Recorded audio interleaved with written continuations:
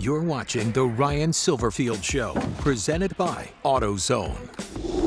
For the third year in a row, the Tigers come out on top in a regional rivalry against Arkansas State. We'll recap the game with the Red Wolves, sit down with one of the most unique members of this year's team, and look ahead to North Texas. It's the Ryan Silverfield Show. Let's go. The game is on. The Ryan Silverfield Show is presented by AutoZone. When you've got car trouble, you want help from number one. So if you've got a battery problem, head to AutoZone, America's #1 battery destination. Get in the zone, AutoZone. And by Conway Services, the official HVAC partner of Tiger Athletics. Chick-fil-A, we didn't invent chicken, just the chicken sandwich. RJ Young, technology solutions that power your business. Tennessee Lottery, turning dollars into dreams.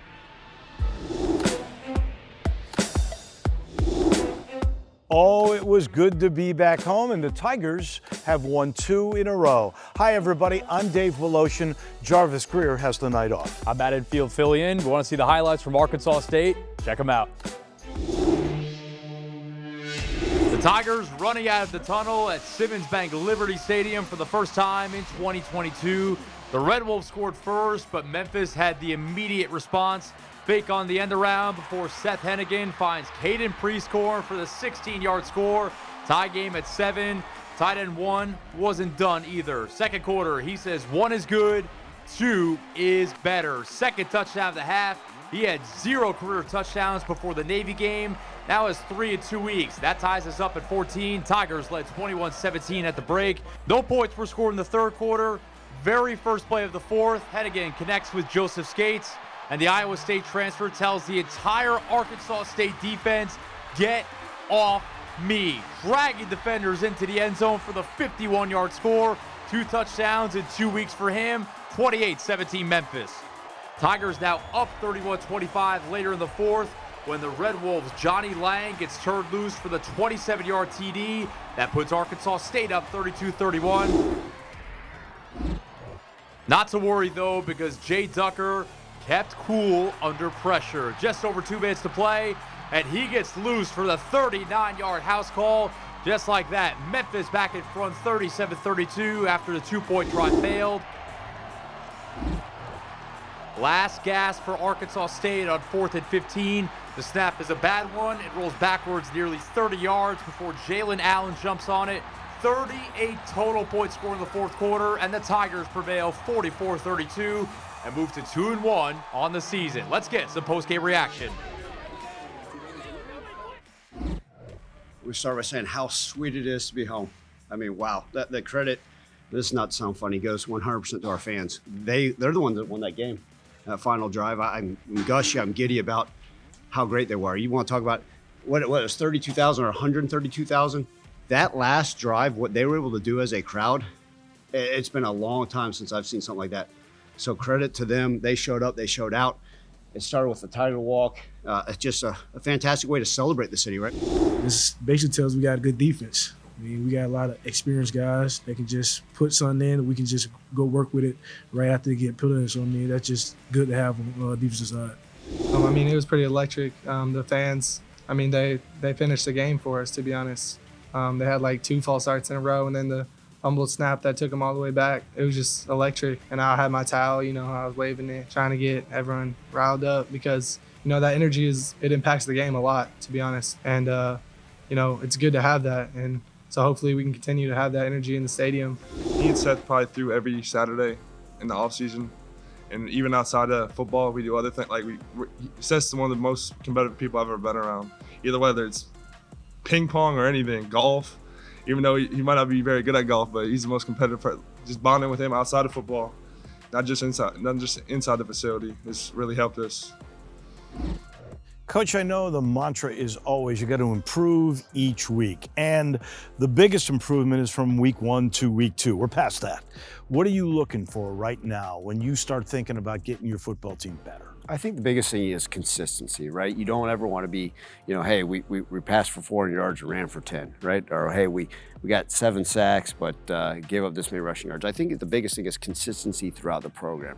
And it's just showing up down in and down out for 4 quarters. And look, we know the college football season, there's a lot of ups and downs, a lot of ebbs and flows of games, but just can we line up there and trust what we're able to do, right? Offense, defense, and special teams. And I think the biggest thing is when you talk about it, it can't just show up on Saturdays. You have to practice for improvement. And that's what we're preaching to our guys every time, right? It may be, oh, this is monotonous. It's just another Tuesday practice for another opponent. No, how are we improving from a fundamental standpoint, right? Then schematically, how do we continue to implement things so we're able to play fast and have success on Saturdays? I imagine every season has its own unique rhythm. What goes into that? Is it tough games early? Is it simply time before you feel like, all right, this thing's really off the tracks and rolling? No, I think a lot of it is just getting a feel for whatever the schemes call for. And, we do have 2 new coordinators this year. And so sometimes it's getting a feel for how the game may be called, right? And then, you talk about the different opponents you're going to face, right? We know that we've had to change up our defense scheme based off of what the offenses have given us and some of the teams we've played. And then offensively, right, getting into a rhythm. If a team's going to sit there and line up, with 8 guys in the secondary, well, then we have to have success running the football. Now, if they're going to line up and load the box, how do we attack their secondary and find those different things? So I think as the season goes on, right, it's truly a week-by-week basis. And I know that sounds like coach speak, and I say it all the time, every week is a brand new season in itself.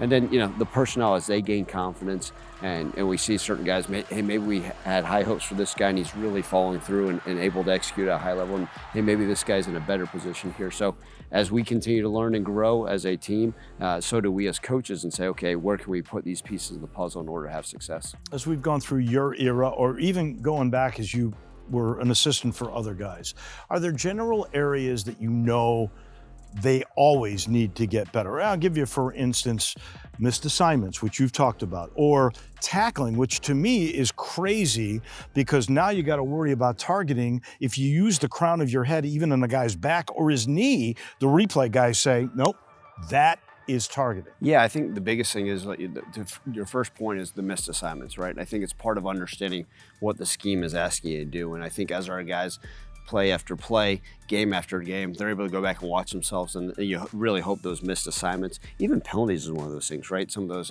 hey, maybe it was a pre-snap penalty, all those things that you got to be able to eliminate, and as you learn as the season goes on. And then you talk about tackling, right? We know that we had our woes in game 1, but we hope we continue to see improvements of it, because really at the end of the season, you say, yeah, you're going to miss a tackle or 2, but you hope that's one of those things that continues to improve upon. And, as the season goes on, we have to make improvements in everything of our program. All right, now it's time for an inside look at Tiger special teams. Oh, we got jokes today. Okay. He's mic'd up. We're going to have all the jokes today. Early and often, baby. Here it is. Awesome. Love it. Yeah, wow, I kind of like it. We got Joe Dirt and Hawk from the Road Warriors over here. Wish you had this. Oh, I need to get you guys some. So you're bringing out some new jokes today. Yeah. I thought we were the ones with the jokes. Hey, I got the mic today. I really like special teams. I like you liking special teams. I really love it. Hey, can you use your hands more than you're using your shoulders? I'm trying to get your shoulders good.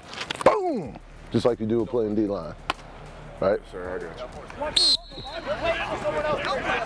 Go fast!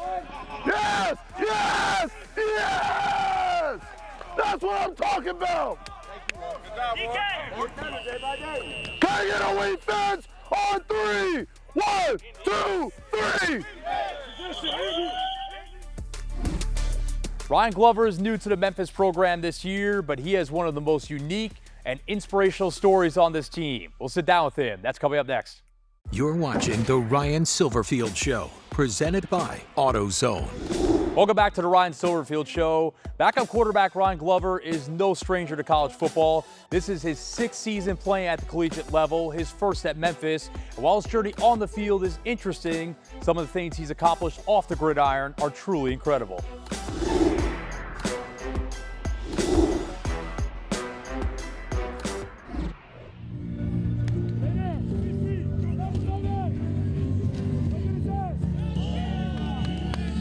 Your first year with the program here at Memphis, just how has it gone so far? Yeah, it's been going great so far. I got here early in June, and ever since I've been here, things have been smooth. Obviously, I'm a lot closer to home, so I've definitely been enjoying it. What do you remember about your first interactions with Ryan Silverfield and kind of how those initial conversations went? First reaction that I could remember was that he was a fiery guy. He definitely makes a lot of jokes. And I just like the way that, he talks, and I liked his honesty as well. Glover is from Atlanta originally, but his path to Memphis has taken him all over the map. I actually graduated from Penn, transferred to UC Berkeley.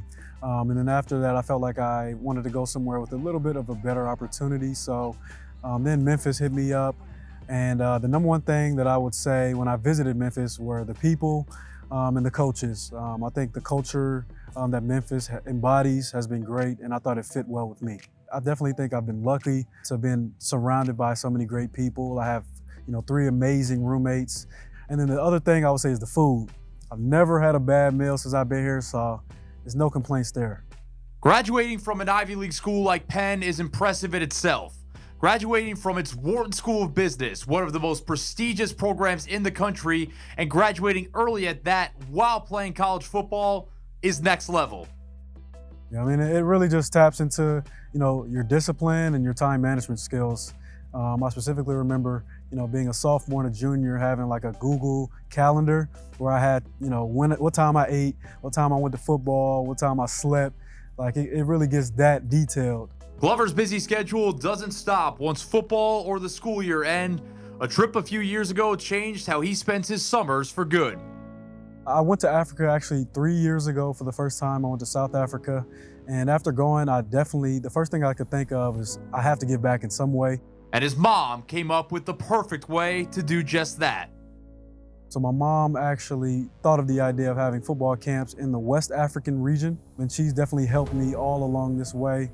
Obviously providing resources, raising money for the camp and stuff like that. So I definitely attribute a lot of my success out there to her. Obviously our heritage, our all African-American heritage is from the West African area.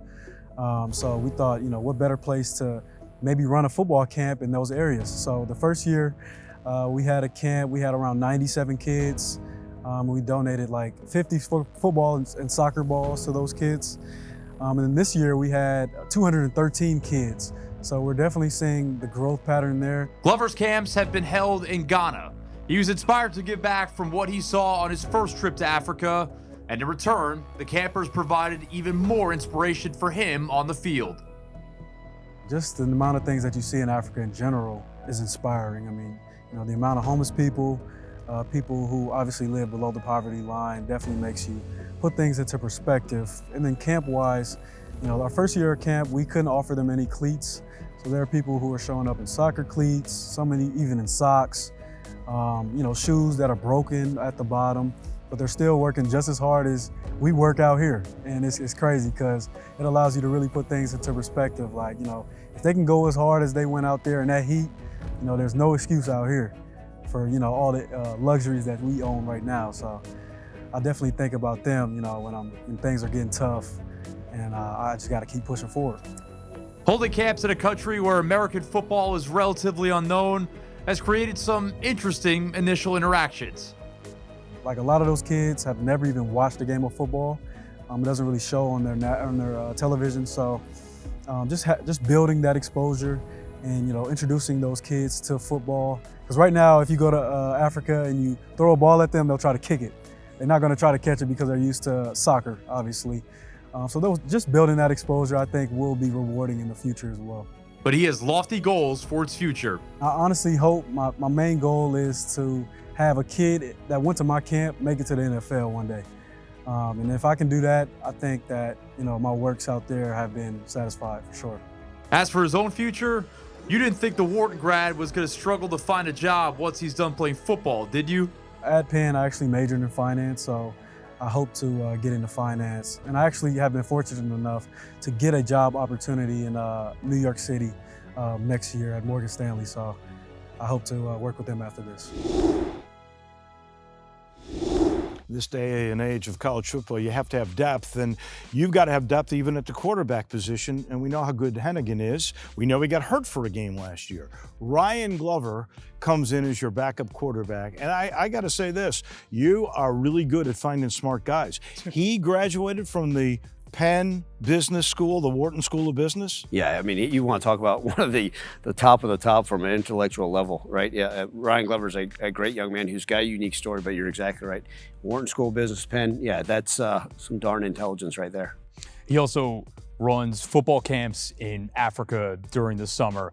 I know obviously the tape is most important, but when you're looking for guys from the outside, how much does the character of doing something like that matter? And obviously with a Wharton School degree, the drive is obviously there. Yeah, I mean, you put those two things on a resume, and next thing you know, he'll be running for president. But look, it speaks for itself, right? The Wharton School, but then what he's able to do to give back to those communities out there, to run those camps. As soon as I heard that story, as soon as we were able to visit with him, officially, he was able to come to campus, and him and I were able to sit down, face to face and talk. I said, this is the type of young man I want a part of our program. Yes, the tape is important, right? We need a guy that can play quarterback, and he can do so at a high level. He's got the experience. But you want to talk about the character and his story. Man, it was like, come on, let me get you 100 of you type of guys. And he's been phenomenal and really excited he's here. I know he can run, and you've got some packages in for him, but I've watched him throw the ball. He's got a good arm. Oh, he's got a great arm. He's got some zip on it. And, I think part of that is, he's got a great understanding to be able to come in like he did on short notice and learn this offense too. Credit to him, because he's really dwelled in. He's like a coach. He's always upstairs watching film, constantly studying the playbook, but man, he's got some zip on the ball as well.